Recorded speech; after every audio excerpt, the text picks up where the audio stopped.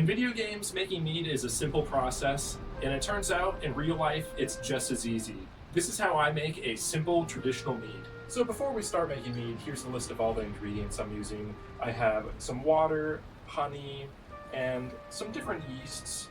I'm going to be using the EC1118 yeast today. To the left of me, I have all the equipment I'm using. I have a 1-gallon glass carboy, a hydrometer, turkey baster, an airlock, and then I have a scale. So the first step of making this traditional mead is putting 3 pounds of honey into our brewing vessel.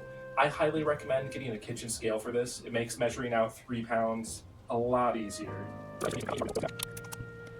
Now what I like to do is add about half a packet of yeast in right now. That should be good. And then we can fill it. So you don't want to fill it all the way to the top. You want to stop about right there. So now you have two options. You can either cover this and shake it repeatedly until it's mixed, or you try something like this out. Hopefully I don't scalp myself during this. So I guess you just put it in. Oh my gosh. I was mixing that for maybe 30 seconds there. Normally it takes, I don't know, like 10 minutes of shaking. So now that we're finished mixing the mead, we can take an optional gravity reading with a hydrometer right here.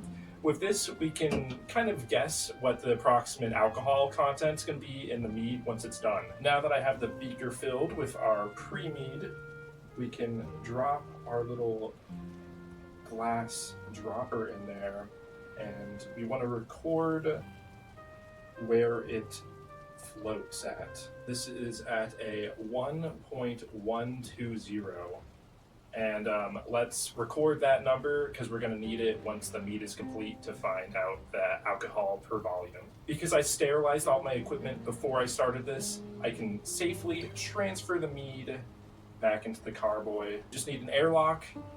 Now we just need to wait about 2 weeks, and this will turn into mead. So it's been a lot more than 2 weeks. I think I forgot about this guy for like a month and a half, but that's okay. The mead's still good.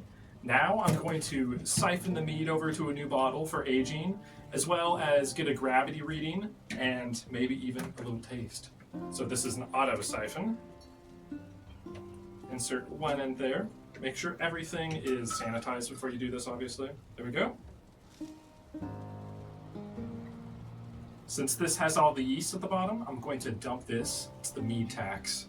The rest of this mead looks great, and I'm excited to taste it and test the alcohol per volume.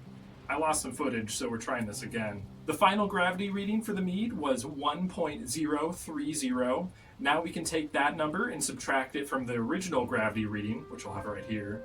Now we can multiply that by 131.25, and that leaves us with the final alcohol per volume, which is 11.8%. Whoever made that formula is a freaking alchemist wizard, and thank you for that. I also transferred the remaining mead in the 1-gallon carboy into this 96 fluid ounce carboy. I did this to reduce the amount of surface area exposed to oxygen, and because of that, this should be able to store a lot longer. So I suppose the last thing to do is to give this mead another try. Cheers, everyone. It's a very sweet mead, but I really enjoy it. I rate this an 8 out of 10, and I feel like you could really do anything to this recipe. You could add spices, fruits, berries, anything you want, and it would still be really good. And that is how you make a simple traditional mead. Now that I have all this, I think I'm going to boot up either Skyrim or Valheim and really get into the Viking spirit, if you know what I mean. Okay, everyone, if you liked the video, make sure you hit that like button, leave a comment, and subscribe to my channel, and I'll see you in the next one.